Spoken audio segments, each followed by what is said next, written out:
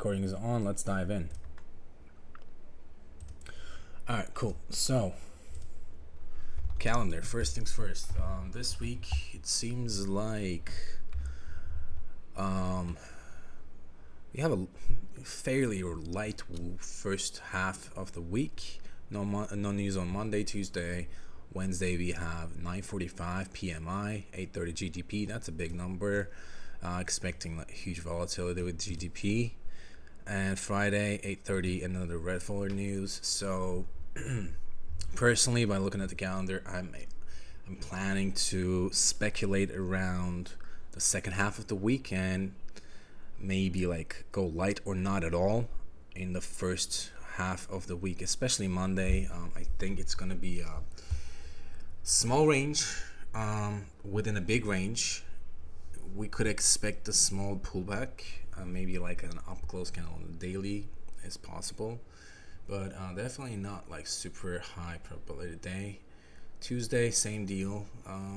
It could form an order block basically on the daily time frame on the first couple days and then distribute for the rest of the week, but we'll see. The highest probability days will be obviously Wednesday, Thursday, Friday though, so I recommend focusing on trading those days, second half basically for indices. And for commodities and energy, basically crude oil, looks like heavier week comparing to the indices. We have no news on Monday, Tuesday 4:30. This is pretty typical for crude oil. Usually Tuesdays after hours, so we have red folder days. But same deal as indices. I think the main focus should be anything after Tuesday's close. So same thing if you're trading crude oil or maybe gold perhaps, focus on the second half of the week. And also, if I'm not mistaken, hold on, let me check my calendar real quick. Okay, the monthly close will be next week, so we don't have to be concerned about that. Now let's take a look at the charts now. I have NASDAQ here. Actually, hold on, I need to change that. I was working on the content, so I changed my layout. Let's get back to the regular one. Alright, so let's go on the daily. So what we observed the whole week last week was basically a daily distribution. This was expansion to the sell side, which is here. It was the sell side is taken out on a daily perspective. So the whole move was daily expansion, which is why we had very large ranges intraday. So it was basically going back and forth. 150 points, 200 points on a daily, like on an intraday perspective, typical for a higher time frame distribution. Going into today though, we don't have an up close candle yet. So like I said, in the first part of the weekly, in the first part of the week, I think we could expect an up close candle here. But what I'm seeing on the daily level is ES has not taken the sell side yet, and it's going towards there right now because the range EQ was broken, as you guys know. Here, I need to change that now. The range EQ was broken. I don't know if it's gonna retest that level. I doubt it will because it's pretty heavy right now. But for the first 2 days of the week, I think the main focus should be this Thursday's wick. On the daily perspective, I think the market will speculate within that wick, which is basically this wick is important because it's basically gonna act just like a fair value gap. The CE of that wick should be sensitive. It could trade all the way up there as well in the first half of the week.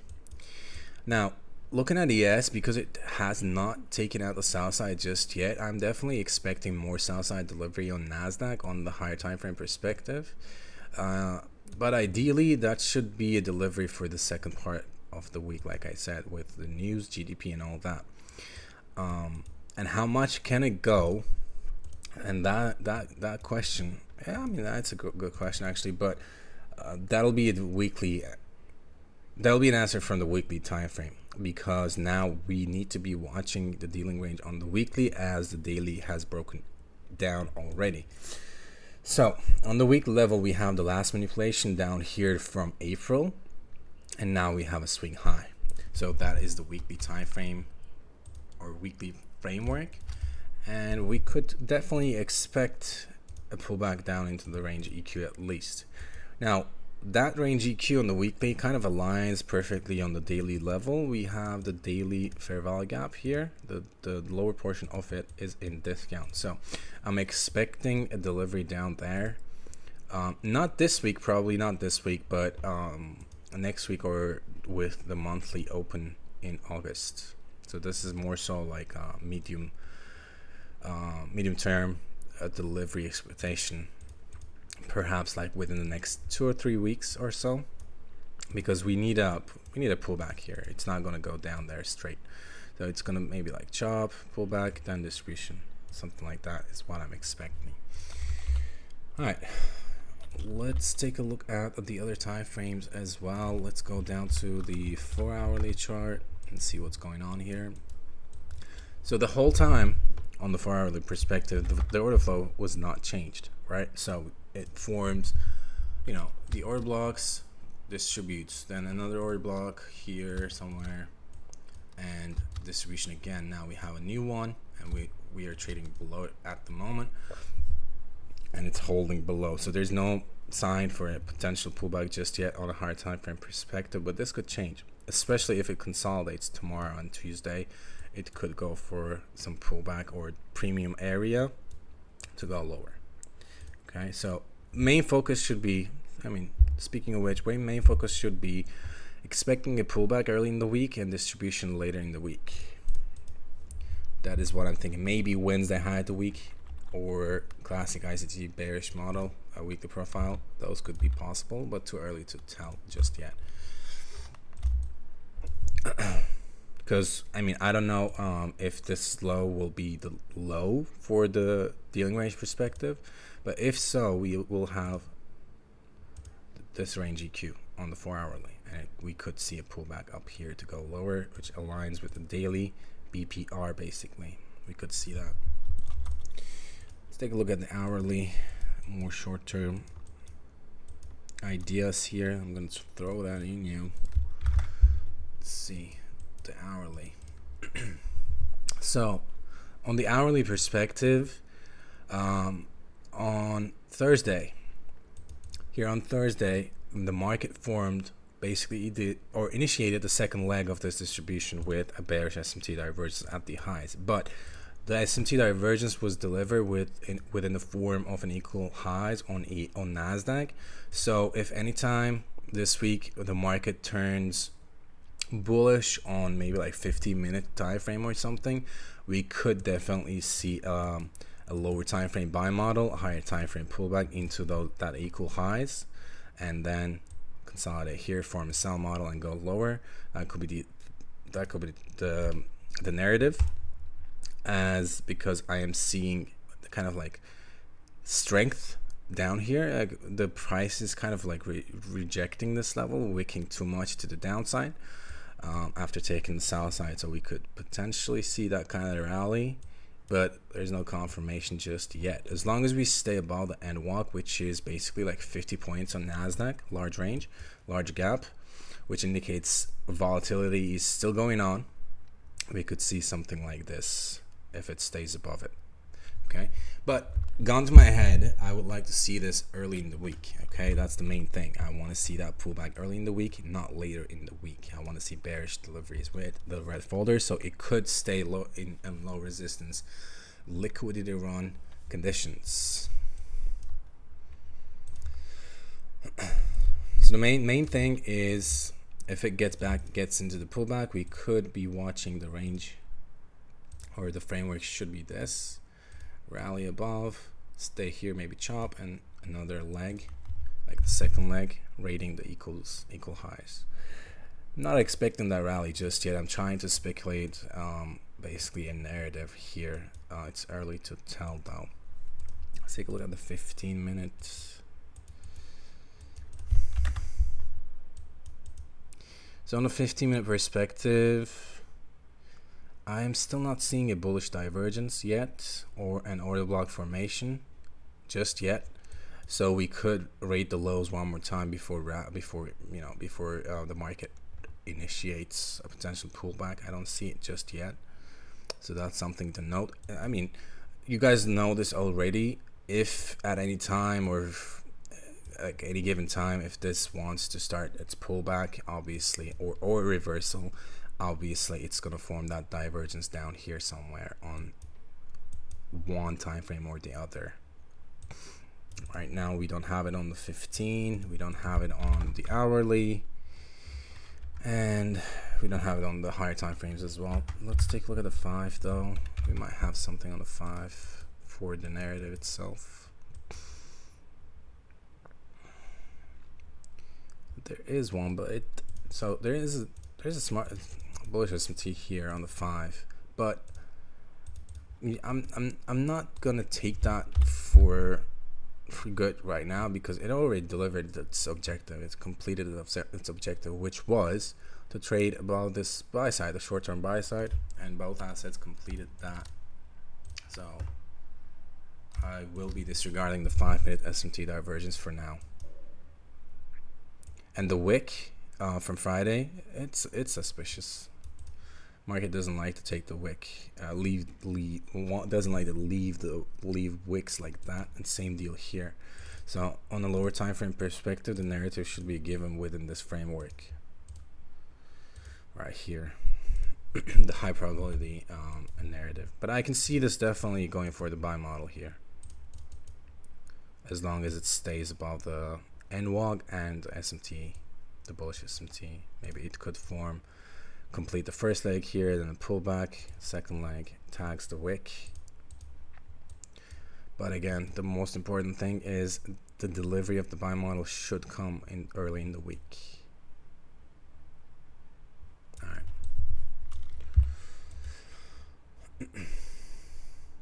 Let's see. All right. Overall, I do want to see Nasdaq going for June 5 daily fair value gap and below its CE. So that's my higher time frame bias. Doesn't mean I'll be targeting that fair value gap right away, but overall that's what I want to see price going. For tomorrow, definitely just look for the daily wick. Just be aware of that wick, because that wick is gonna act just like a fair value gap, and I'm sure it's probably a fair value gap on some time frame. Let me see the 1 minute, not 1 minute, but 15-minute here. So we have these fair value gaps in there. Right now it's trading into the wick. All right. Also had a very oh wait, hold on, what? Are you talking about the indices or what, Fabio? I don't hear you. Hold on. Wait, I don't hear you for some reason. Am I connected? Stay up. Yeah, I'm connected. Why don't I hear you though? I don't know. You can hear me though, right? Alright. I can't hear you. Sorry, buddy. I probably need to rejoin. Alright, so cool. The equal highs. Watch the equal highs. It's gonna be a target for the pullback, and that pullback will be, it's gonna be a target for the buy model. Okay, so this is the buy model, but that buy model will be a daily pullback. So the equal highs is right below the daily fair value gap, so it could trade up there just because it completed the sell side delivery. Now it can potentially start its pullback. I'll have more information about this when the market opens tomorrow. Right now I'm just speaking with what I have. We have the 5-minute SMT divergence, and the other time frames lacks a bullish SMT divergence just yet. and we have a huge NWAG, 50 points or so. Alright, cool. Let's take a look at the crude oil real quick. Damn, crude oil looks nasty. Holy shit. This is the daily crude oil. Holy. Alright, let's get rid of the ES. Wait a second. Why does it look like? I think crude oil rolled over or something. Yeah, I gotta fix this chart.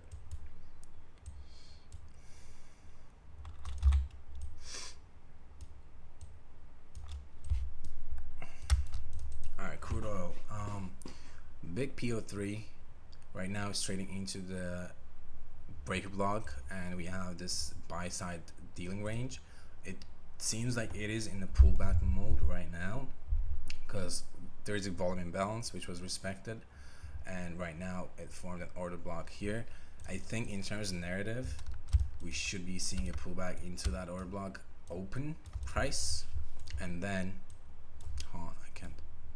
pull back into that OB and go for the range EQ, and depends on how it respects this range EQ, we can stay bullish or we can flip the coin and go for the sell side delivery.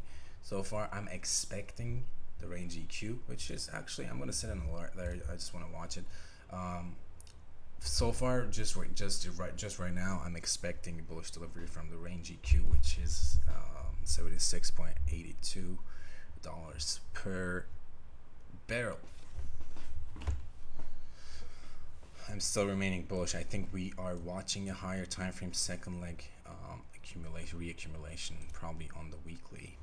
Yep. So we had this rally, pulled back into range EQ. Now it's trying to expand for the second time above the first leg's high. Basically, one setup for life on the weekly perspective. But regardless, I set an alert there. If it gets triggered, I'll be watching crude oil. If not, I'm not going to be concerned about it that much. Gold looks interesting.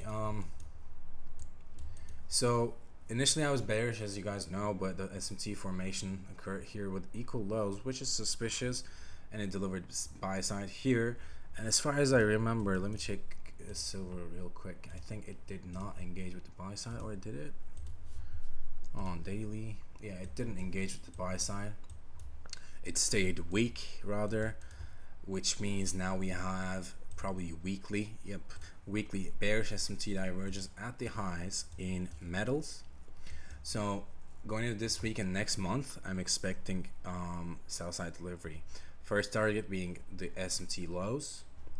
Silver is already, almost there, and the second target will be basically the first accumulation down here and lower. Ultimate target is February 14.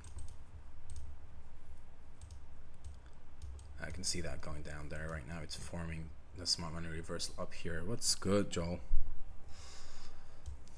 We are ready for sure, my friend. Alright, here's the dealing range. Alright, cool. Fair value. I'm gonna close these. It's gonna be the I need to paint this for the folks that are not in here, so that I can post it in my channel. First target, and this is a draw liquidity. It's so funny, all my friends were bullish on gold. They're like, oh, gold is rating highs again, let's buy gold. I'm like, hold on, if you haven't bought it already, you should sell right now, not buy. They're not traders, they're just basically buying for investment purposes. But yeah. Cool. Another asset I want, DXY. Watch lists, DXY. Let's go. DXY. Wow, that's a beautiful delivery. So, as you guys remember, I mentioned the lower sell up here. Market basically traded all the way up into the original consolidation, 50%, and rejected there. Body started telling the story, broke down, displaced, formed an OB, and ran for the first sell side target. apparently it completed that delivery on Wednesday. Right now, I'm definitely expecting more sell side delivery on the XY. I think the ultimate general liquidity should be 102.35. But by the looks of the reaction from the first target, I think we are in a pullback just now. So I'll be watching the pullback into premium, which is the daily fair value gap from Thursday, July 11th. I think it could potentially go up there. It seems like we have an order block just formed and then sell off. That could be the case. That's what I want to see at least. Yeah. The highs are pretty suspicious, but I think it needs to complete the sell side delivery first, which means Euro and GU should be bullish. Fabio, if you're trading, if you're trading this, go long. I think these assets should complete the buy model. Basically, sell side of the curve, buy side of the curve, smart money reversal. We have original consolidation up here, so the Euro should be drawn into 1.1 basically, big number, and depends on how it reacts from that high. We could expect, right now I'll be talking about it later, but we could either expect more buy side delivery or consolidation and reversal. But gun in my head, I'm favoring more buy side delivery from here because of how the XY is looking. So one note though about Euro USD, I don't want to see this asset digging too much into short-term lows. Just for the sake of the order flow itself, I want to see it holding the order flow clean, basically. The same thing with GU. GU is the stronger asset, obviously. It's stronger asset. The original consolidation on Euro level got tagged already. Initially, it had a reaction, but that reaction is it's an exaggerated reaction. So we usually see these things at even numbers or at buy sides, like key levels, right? And the initial reaction usually ends up being the exaggerated move and the wrong move. So we have a dealing range. It could get down into the dealing range EQ, basically the fair value out from July 10, and go for the buy side. Ultimate objective should be 1.31 on GU. This is the stronger asset though, so if you're looking for buy side or long entries and stuff, long executions, and if you're trading for forex currencies, definitely trade GU over Euro. What else? I'm gonna look at 6JU since you're here, Joe. Hold on. 6JU. I really like that trade, man. I think you had a really cool analysis. Look at that, bro. I'm definitely expecting delivery below July 16th low from here. So we had dealing range EQ here. You see how it's respecting the range EQ. I think from like I think this should go for the sell side without digging too much to the short-term highs as well. So from here, I would expect the sell side delivery. Maybe not early in the week, but the second half of the week. I wanna put looks good though. I like how it looks for the sell side delivery. All right, cool. I'm bull on them too. Yep.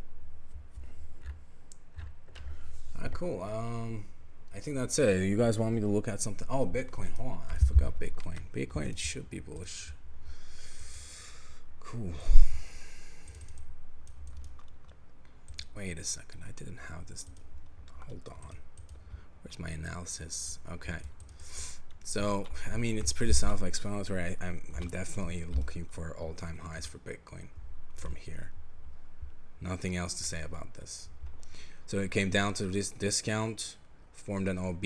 From that OB, it reacted very sharply and delivered short-term buy side, still keeping price above it with strength. From the new OB fair value gap, and it just IOF'd it down there. So I'm expecting all-time highs either this week or next week, probably next week. Hold on, actually, before saying that, I gotta check the monthly. Actually, not next week, but like with first week of August, I think that would be more realistic for Bitcoin. Looks good for buy side delivery though. I think we also have an SMT divergence on the higher time frame with ETH. Oh, my man is already trading. Jeez. Nice, bro.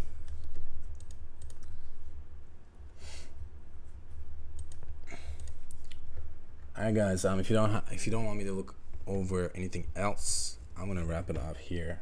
I think it's just you and us, Joel. So if you want me to look at something else, I can take a look at it. If not, the class is dismissed. And I'll be sending the charts in the form of screenshots, basically in a couple minutes. I gotta paint them first for the folks that are not in here.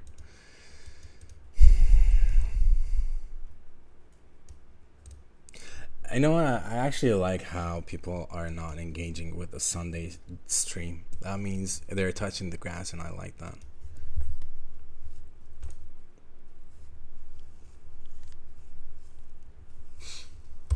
Alright, guys. Have a great Sunday. Then I'll talk to you in the weekend, and have a good one.